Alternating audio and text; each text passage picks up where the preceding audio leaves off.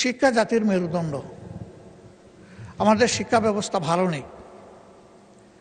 বিভিন্ন ধরনের অনিয়ম অপকর্মের কারণে এটা বিশ্বের মিনিমাম স্ট্যান্ডার্ড আমাদের দেশ মেনটেন করতে পারে না। 18 কোটি মানুষের দেশে এতগুলা পাবলিক বিশ্ববিদ্যালয়, এতগুলা প্রাইভেট বিশ্ববিদ্যালয়, কিন্তু বিশ্ব র্যাঙ্কিংকে গুরুত্বপূর্ণ জায়গায় আমরা এখনো জায়গা করে নিতে পারিনি, বরঞ্চ দিন দিন আমরা পিছিয়ে যাচ্ছি। এর মূল কারণ এই শিক্ষা প্রতিষ্ঠানগুলো নিয়ে আমাদের কোনো নির্দিষ্ট ভিশন নেই এবং সেই জায়গায় দক্ষতা বৃদ্ধির এবং দক্ষ লোকের সম্মান করার কোনো জায়গা নেই। বরাবরই রাজনৈতিক আনুগত্যকে প্রাধান্য দেওয়ার কারণে নিজেদের ইচ্ছা অনিচ্ছার লালন পালন করার কারণে আমাদের শিক্ষা পিছিয়ে যাচ্ছে। কোথায় গিয়ে ঠেকবে আল্লাহ ভালো জানে। থামাতে হবে, আর পিছনের দিকে যেতে দেওয়া যাবে না। এখন একটা জায়গা থেকে শুরু করে সামনে এগিয়ে যেতে হবে। সেই শিক্ষা আমাদের দেশে বহুমাত্রিক। এখানে সাধারণ শিক্ষা আছে, কেজি থেকে শুরু করে বিশ্ববিদ্যালয় পর্যন্ত। আবার এখানে মাদ্রাসা শিক্ষা আছে।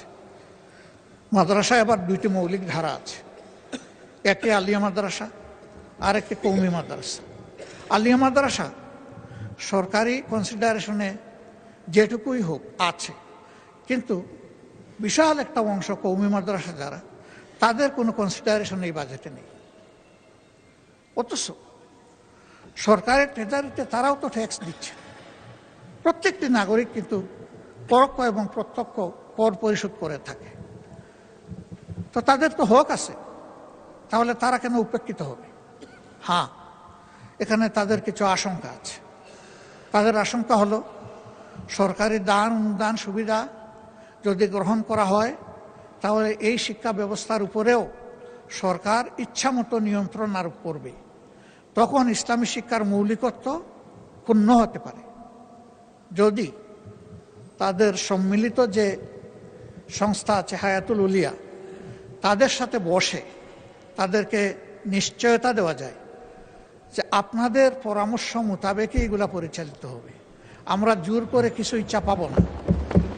রাষ্ট্রের ট্রেজারিতে আপনাদের হক আছে, আপনাদের হক আপনাদের হাতে তুলে দেওয়া আমাদের দায়িত্ব, আমাদেরকে এই সুযোগ আপনারা সৃষ্টি করে দেন।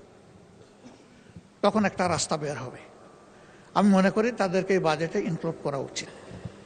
এখন মেকানিজম কি হবে, সরকার এটা বের করে নেবে। এই ক্ষেত্রে যদি আমাদের কোনো সহযোগিতা লাগে আমরা প্রস্তুত।